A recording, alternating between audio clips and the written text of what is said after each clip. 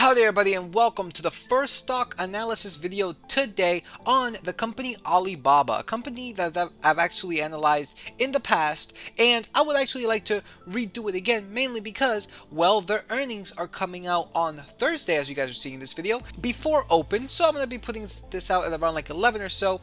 And also later today, I'm also going to be putting out Costco as well. Now, I did put out a post a couple days ago saying, which one would you like to see? Most of the people wanted to see Costco. However, I originally wanted to do Alibaba, so I'm going to be doing both for you today. So catch Costco later today. But in regards to Alibaba, let's analyze this company, see their fundamentals, and then make some assumptions as to where we might think they go into the future using 3 different assumptions. So with that said, let's get started with this analysis.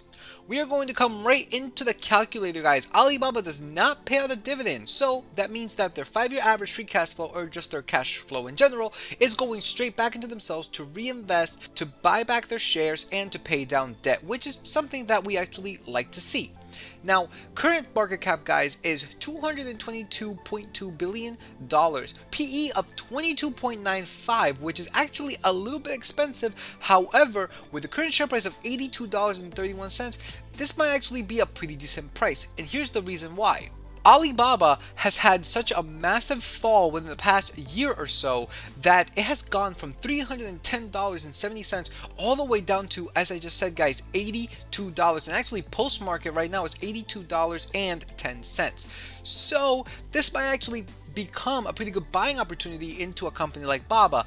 I'm going to get into why they actually fell a little later in the video, but nonetheless, just think about it like that. 310 to now 82, it might be a pretty decent buy right now. Now, as I said, they do not have a dividend, which means that their current 5-year average free cash flow of almost $19 billion is going into themselves, growing the company, buying back shares, paying down their debts, and all this good other stuff that will make the company grow in the future. That's something that we need to take into account as well when making assumptions.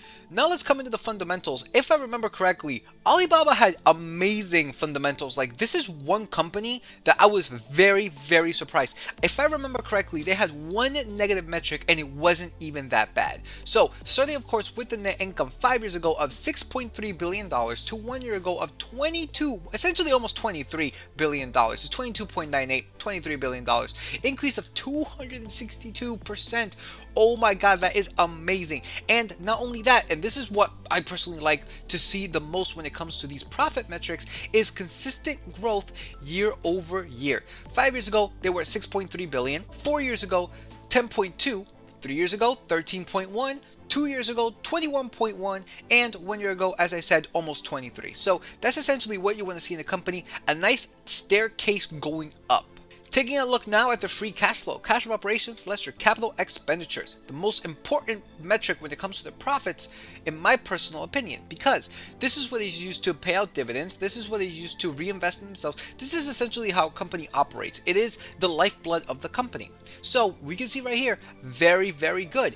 5 years ago, $10.4 billion to 1 year ago of $29 billion, increase of 178%, which is a 5-year free cash flow, which we just saw, of almost $19 billion. Now, again, very solid right here. What's better though is the fact that, well, again, we see a nice staircase when it comes to this cash flow. 5 years ago of $10 billion, 4 years ago $17 billion, 3 years ago they did 17.2, so it kind of flat from the prior year, but nonetheless it was still an increase, a tiny one, but it was still an increase. 2 years ago $21 billion, and then 1 year ago, as I said, $29 billion. Fairly good. Now looking at the revenue, another amazing metric for, again, the same 2 reasons as I stated above. 5 years ago of almost $23 billion to 1 year ago of $109.5 billion. Increase, guys, 376.26%. Amazing. That's everything that we have seen so far in their profit metrics. It has been absolutely gold mine. And you can see right here, again with the revenue, increase staircase every single year, year over year. Very good. Now taking a look at the total assets minus the total liabilities. Guys, if the company were to liquidate all of their assets, can they cover their debts? If they can't, that means that if we go into a recession, which, let's face it, it's getting worse and worse by the day or even by the month. We'll see how June's inflation is like, but nonetheless, I digress. If a company cannot cover their liabilities, they might actually go under, and you don't want that. Now, when it comes to Alibaba, they do not have this problem.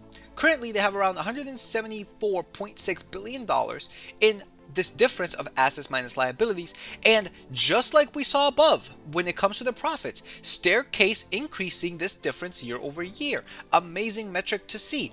Average total assets is around $175 billion. Average liabilities is $64 billion. Doing this difference, we get $111.4 billion. Now coming to the metric that this is the one that I remember that they just failed at. And unfortunately, shares outstanding is a metric that usually companies tend to fail because, well, there really is no skin off their back when they issue shares, especially if they don't pay a dividend. And seeing that the company and boards and CEOs can just literally be like, you know what? Our share price is overpriced. Let's issue shares. Screw it. Now, when it comes to Alibaba, here we do see an increase on the 5-year from 2.5 billion shares to 2.7 billion shares. It's an increase of almost 6.25% within the 5-year. However, for what is actually good for them is that from the previous year to the current year, we're looking at 1 year ago to today, they bought back almost 1%, which is actually really, really good. Now, what caused this increase, guys? I honestly think the business was just like, you know, our share price is $300. Let's issue shares instead of taking on debt. I think that might be it. 6% is not really that much for me to worry about. Yeah, they're diluting you a little bit, but it's not too bad. I guess you could say it could be worse. It's not like a Peloton or like a Tesla, but nonetheless, it's still a dilution, in my personal opinion, yeah, but it's understandable, and I don't necessarily fault them for this. And lastly, looking at their cash equivalents, and the reason why we take a look at this is because this comes into effect when we adjust for debt. And currently they have around $46 billion in cash and equivalents with an average cash of around $37 billion. Now for the good part, the assumptions. Guys, low, medium, high, 3 different factors. Revenue growth, projected share buyback, and the required rate of return. Revenue growth, guys, I like to use Seeking Alpha's growth tab, year-over-year revenue, and forward revenue, and making an assumption between those two numbers. A conservative assumption, I have to say. Then for the projected share buyback, we just saw the shares outstanding graph, so I'm going to be using that as a reference. And for the required rate of return, I like to keep it flat 10% to match the S&P 500 on the best years. Now, for the low assumption, guys, I'm going to say a revenue growth of 6%. And for the projected share buyback, I'm going to say -3. This means that they're going to continue to issue shares into the future. However, it will go from 6.25 to 3. So it's still diluting you, but it's diluting you less.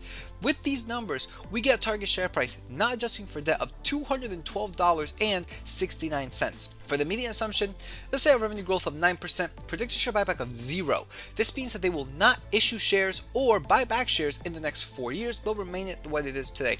Possibly this isn't going to happen, but let's just assume that it would be. And this actually comes out to be a target share price of $242.60. And lastly, for the highest assumption, let's say a revenue growth of 12%, predicted share buyback of 3%, we get a target share price of $276.17.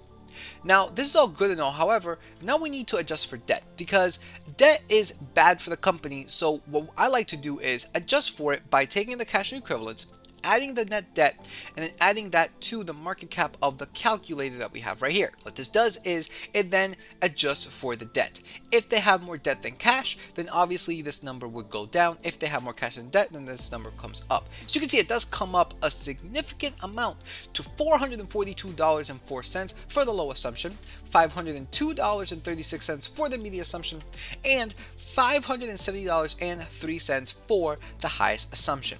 Now, me personally, I like to add the margin of safety, 5, 10, and 15%.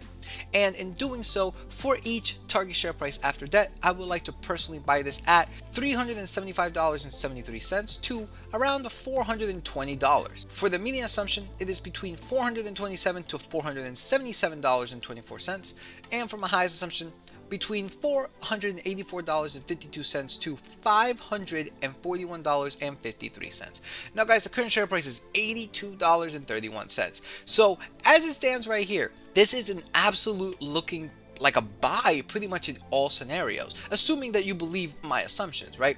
Now, a lot of you guys might be thinking, well, I don't know why you're getting 500, right? That is ridiculous. The company, I think the highest that ever was like 301 or whatever. It will never get to 570. Understand that the way that discounted free cash flow works is that it essentially projects a rosy picture into the future. It projects these numbers. It does not take into account market volatility or sentiment. It takes into account just the raw numbers. And if they continue to buy back shares at 3% and growing at 12%, well, the less shares that there are out there, it would automatically raise the value of the current shares outstanding. And the fact that they're growing the revenue, it means that the value of the shares will grow even more when they buy it back. So essentially, this $570, guys, is telling you what the company should be worth. It is not what it's going to, it is what it should be worth, what I think it should be worth, assuming these three numbers. Assuming a 12% growth in revenue, a 3% share buyback, and me wanting a return of 10% within the next 4 years. So that's essentially how this works. Now, again, these are just my assumptions, guys. Do not believe them. I really do hope that you do not believe them, because this is not financial advice. I gave you guys the raw numbers earlier, which is available for anybody to get. It's literally public knowledge through Seeking Alpha, Yahoo Finance, or whatever. And what I'm showing you here is my assumptions. I'm not telling you guys what to buy it at. I'm telling you guys what I would personally buy it at. This is not financial advice. That's why I have this calculator available for free. It's in my calculators video on YouTube. There's a whole playlist for it. You can go in there, link in the description. You can click on that link. It'll give you the spreadsheet. You make a copy of it, and boom, you got the calculator, and you make your own assumptions. I also have a book value one as well, and a dividend tracking sheet, if that's what you guys like. And I'm also hoping to get done a REITs one by this weekend, so be on the lookout for that. All I'm asking for in return, guys, is for these 3 free things, and an upcoming new one is just help me grow my channel. Thank you so much for the 600 plus subscribers. That's about it. Like, subscribe, comment. Tell me what you guys like. Tell me what you guys think of Alibaba or Costco, right? Tell me how this calculator, if this calculator has helped you. Maybe, I don't necessarily know if it has, or, you know, just have more communication. I would love to see all of you guys' comments down there in the comment section. All in all, when it comes to Alibaba, guys, this is a company that their fundamentals are, I mean, they're amazing, right? It's amazing. The only one that's bad, and I'm putting that in air quotes, is the shares outstanding. And the reason why I'm putting in air quotes is because it is bad. They are diluting you, but it's understandable why they issued shares. And on top of that, it's not even that much of issuing of shares. A little bit more than what I would like, what I would tolerate, but nonetheless, everything else is amazing. And personally, I would take that little bit issuing of shares if it means me getting that kind of free cash flow, that kind of net income, and that kind of revenue in the future. Now, my biggest issue with Alibaba is not the company, is the fact that they are located in a communist country, communist China. And for all of those of you guys who have seen my first $100,000 video, you guys probably know that I come from a communist country, and I know what this is like. I know what they're like, and at any moment they could literally wake up at the wrong side of the bed and nuke every single one of these companies. Is that likely? Not necessarily, but that is actually what caused Alibaba to fall from $310 or so all the way down, because they feared that they were going to get delisted from the New York Stock Exchange. So that's just something to think about, right? It is a risk in investing in a communist country like China. Does that mean that you shouldn't do it? No, absolutely not.